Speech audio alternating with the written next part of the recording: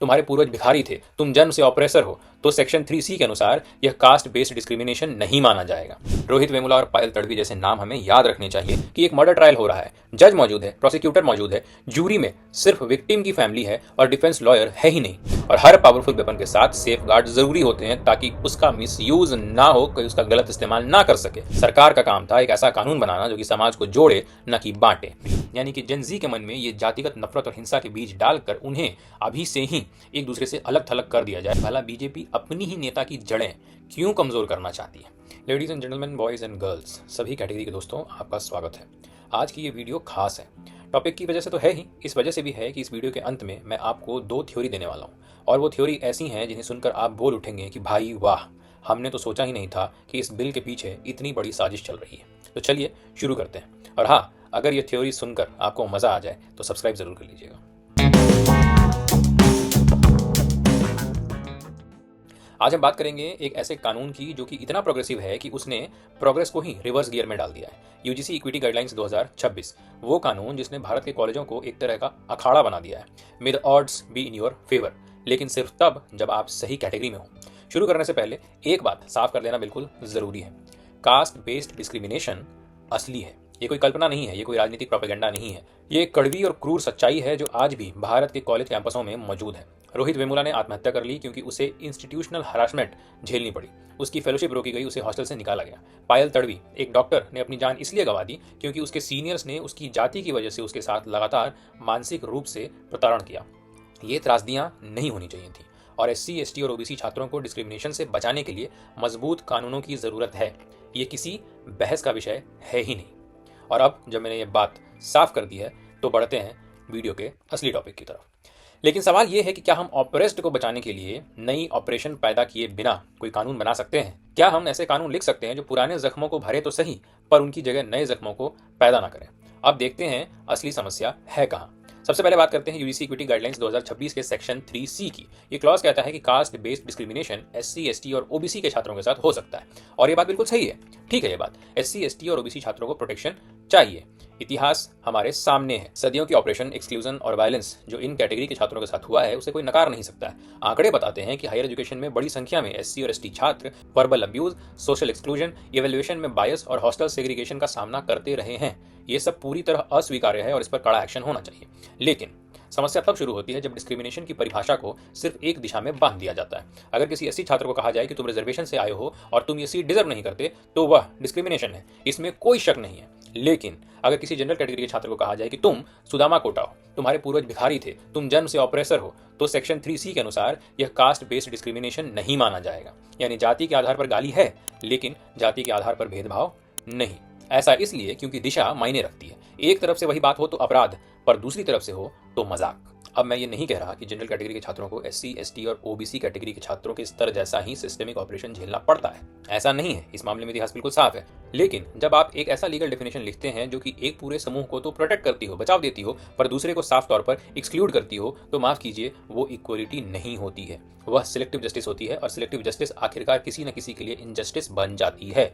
अब आते हैं इक्विटी कमेटी पर। यूजीसी के अनुसार हर कॉलेज में एक 10 सदस्यीय इक्विटी कमेटी बनेगी। यह विचार अपने आप में अच्छा है, क्योंकि डिस्क्रिमिनेशन की शिकायतों की जांच के लिए एक फेयर बॉडी का होना जरूरी है। यूजीसी ने मार्जिनलाइज्ड ग्रुप्स को मैंडेटरी रिप्रेजेंटेशन देने की बात कही। SC, ST, OBC, वुमेन और डिसेबल्ड छात्रों का प्रतिनिधित्व जरूरी बताया गया, और यह सब सही भी है क्योंकि हिस्टोरिकली इन आवाजों को दबाया गया है।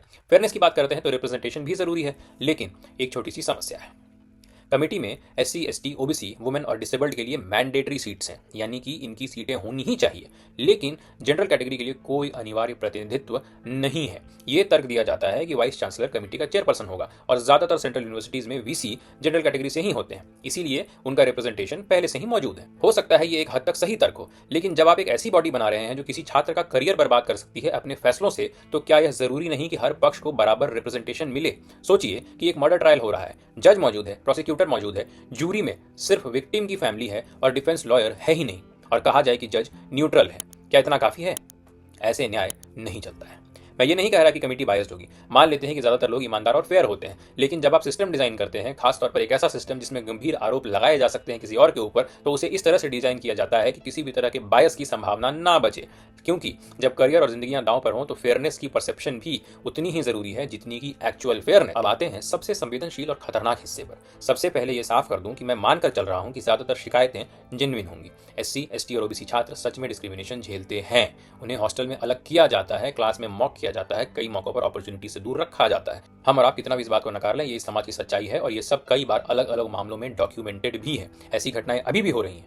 ये पूरी तरह गलत है, पर इसके बहुत सारे सबूत हैं। इसीलिए जब कोई जेन्युइन विक्टिम कंप्लेन करता है तो उसे तुरंत प्रोटेक्शन, सपोर्ट और जस्टिस मिलना चाहिए। लेकिन समस्या भी यहीं आती है।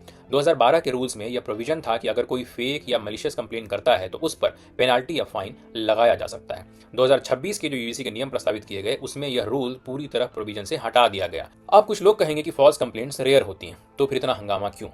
तो इतना हंगामा इसीलिए क्योंकि रेयर का मतलब जीरो नहीं होता। जब आप समाज के वल्नरेबल लोगों को प्रोटेक्ट करने के लिए एक मजबूत कानून बनाते हैं तो आप उसी के साथ एक पावरफुल वेपन भी बना रहे होते हैं, और हर पावरफुल वेपन के साथ सेफ गार्ड जरूरी होते हैं ताकि उसका मिसयूज ना हो, कोई उसका गलत इस्तेमाल ना कर सके। उदाहरण के तौर पर सेक्सुअल हरासमेंट लॉज जरूरी है, लेकिन फॉल्स केसेस की संभावना के कारण उसमें सेफ गार्ड्स लगाए गए। कंज्यूमर लॉज जरूरी है, लेकिन फ्रिवुलस लॉसूट्स पनिश होते हैं। डिफेमेशन लॉज जरूरी हैं, लेकिन झूठी गवाही परजुरी मानी जाती है, क्योंकि एक फॉल्स एक्यूजेशन किसी भी निर्दोष इंसान की जिंदगी बर्बाद कर सकता है, चाहे वो किसी भी जाति से हो। जब आप फॉल्स कंप्लेंट के लिए सभी कॉन्सिक्वेंसेज ही हटा देते हैं तो आप असल में कह रहे होते हैं कि हर कंप्लेन हर समय 100% सत्य है, सच है। पर ये जस्टिस नहीं है, ये ब्लाइंड फेथ है, और ब्लाइंड फेथ का लीगल सिस्टम में कोई स्थान नहीं है। ये तो एक बच्चा भी आपको बता सकता है। अब इस पूरे मामले का थोड़ा पॉलिटिकल एंगल समझते हैं।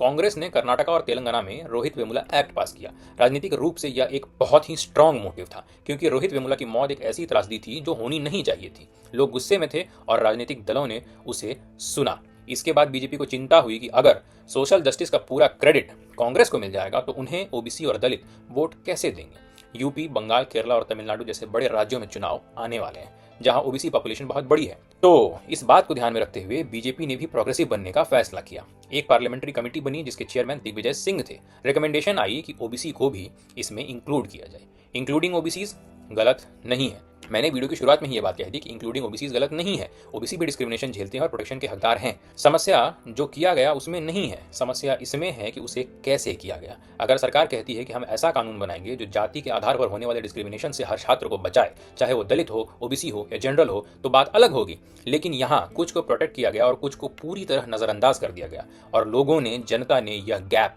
देख लिया। कुछ जगहों पर तो लोगों ने अपने घरों के बाहर पोस्टर भी लगवा दिए कि बीजेपी नेता वोट मांगने ना आए, यह सवर्णों का घर है। ये रिएक्शन भी पूरी तरह सही नहीं है। कई प्रोटेस्टर्स खुद भी कास्टिस्ट भाषा का इस्तेमाल कर रहे हैं। दोनों तरफ एक्सट्रीमिस्ट्स हैं और दोनों तरफ रीजनेबल लोग भी हैं। सरकार का काम था एक ऐसा कानून बनाना जो कि समाज को जोड़े, न कि बांटे, पर यह कानून डिवीजन का ब्लूप्रिंट बना। अब आते हैं सुप्रीम कोर्ट पर। 29 जनवरी 2026 को सीजेआई सूर्यकांत ने साफ कहा कि ये रूल्स बहुत ज्यादा स्वीपिंग है और सोसाइटी को डिवाइड कर रहे हैं। कोर्ट ने सवाल पूछा कि जब डिस्क्रिमिनेशन की ब्रॉड डेफिनेशन पहले से मौजूद है तो कास्ट बेस्ड डिस्क्रिमिनेशन की अलग और नैरो डेफिनेशन क्यों बनाई गई। कोर्ट ने पूछा कि हम कास्टलेस सोसाइटी से वापस ट्राइबल सोसाइटी की ओर जा रहे हैं। कोर्ट ने यह भी पूछा कि इस सारे नियम के अंदर रैगिंग को क्यों इंक्लूड नहीं किया गया, जबकि वो कैंपस का सबसे बड़ा हरासमेंट इशू है और एससी, एसटी, ओबीसी छात्रों को भी बराबर प्रभावित करता है। कोर्ट ने एक्सपर्ट कमेटी बनाने और रूल्स को दोबारा ड्राफ्ट करने का निर्देश दिया ताकि इस बार सभी को बराबर प्रोटेक्शन मिले, और यही जस्टिस होगा भी। अब आखिरी बात, भारत में कास्ट बेस्ड डिस्क्रिमिनेशन मौजूद है। सदियों की ऑपरेशन, ह्यूमिलिएशन और वायलेंस का इतिहास है निचली जातियों के खिलाफ। रोहित वेमुला और पायल तड़वी जैसे नाम हमें याद रखने चाहिए ताकि हम कभी न भूलें कि डिस्क्रिमिनेशन कितना घातक हो सकता है। इतना घातक हो सकता है कि किसी को अपनी जान लेने पर मजबूर कर सके। स्ट्रॉन्ग लॉज जरूरी हैं, प्रोटेक्शन भी जरूरी है, जस्टिस भी जरूरी है, लेकिन जस्टिस का मतलब रिवेंज तो नहीं होता।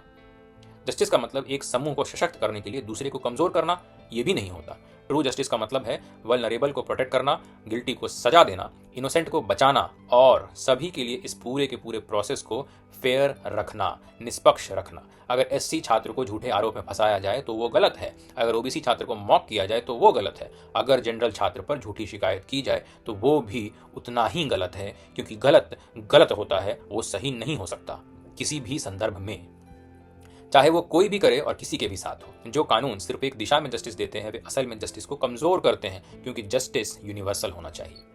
तो सवाल ये है क्या हम ऐसा भारत बना सकते हैं जहां एससी, एसटी और ओबीसी छात्र बिना डर डिस्क्रिमिनेशन रिपोर्ट कर सकें, जहां शिकायतों की जांच गंभीरता और निष्पक्षता से हो, जहां दोषियों को सजा मिले और जहां किसी भी बैकग्राउंड के निर्दोष लोगों को फेयर डिफेंस और प्रोटेक्शन मिले? मुझे लगता है हम बना सकते हैं, लेकिन यूजीसी 2026 जैसे कानूनों से नहीं, जो एक समूह को प्रोटेक्ट करते हैं और दूसरे को सस्पेक्ट मान कर चलते हैं। हमें ऐसे कानून चाहिए जो सभी छात्रों को इंसान की तरह देखें, ना कि कैटेगरी, वोट बैंक या ऑप्रेसर और ऑप्रेस्ड की तरह। आखिरकार वे सब छात्र हैं जो अपना भविष्य बनाने की कोशिश कर रहे हैं। अगर आपको अभी तक मेरी कही गई बात समझ में आ रही है तो इस वीडियो को लाइक करें, शेयर करें और हमारे चैनल को सब्सक्राइब करें। कमेंट्स में बताएं कि आप इस बारे में क्या सोचते हैं। क्या एससी, एसटी और ओबीसी छात्रों को प्रोटेक्ट करते हुए नई इनजस्टिस से कैसे बचाया जा सकता है, क्योंकि आखिर में इस देश का भविष्य हम सब का है, एससी, एसटी, ओबीसी और जनरल सबका। आइए दीवारें नहीं पुल बनाएं। जय हिंद, जय संविधान और जय कॉमन सेंस और कंपैशन, क्योंकि दोनों जरूरी है। अब इतना कहने के बाद एक और बात, मैंने वीडियो की शुरुआत में कहा था कि आपको कुछ थ्योरीज दूंगा। आइए उन थ्योरीज की बात करते हैं। कुछ विश्लेषक ये कह रहे हैं कि बीजेपी ने ये नियम जानबूझकर लाने की कोशिश की ताकि एक तो नई पीढ़ी यानी कि जेन-ज़ी के मन में ये जातिगत नफरत और हिंसा के बीज डालकर उन्हें अभी से ही एक दूसरे से अलग थलग कर दिया जाए, जिससे कि जातिगत राजनीति का रास्ता अगले 50-60 सालों के लिए खुल जाए। जरा सोच कर देखिए तो आपको इस थ्योरी के पीछे थोड़ी सच्चाई नजर आएगी। और दूसरी थ्योरी ये कि उत्तर प्रदेश में आने वाले चुनाव से पहले सवर्णों के मन में असंतोष की भावना पैदा करके योगी आदित्यनाथ के वोट बैंक को कमजोर किया जाए। इस नियम के पीछे भाजपा की ये भी एक सोची समझी साजिश हो सकती है। ऐसा मैं नहीं, कई विश्लेषक कह और मान रहे हैं। अब सवाल ये उठता है कि भला बीजेपी अपनी ही नेता की जड़ें क्यों कमजोर करना चाहती है?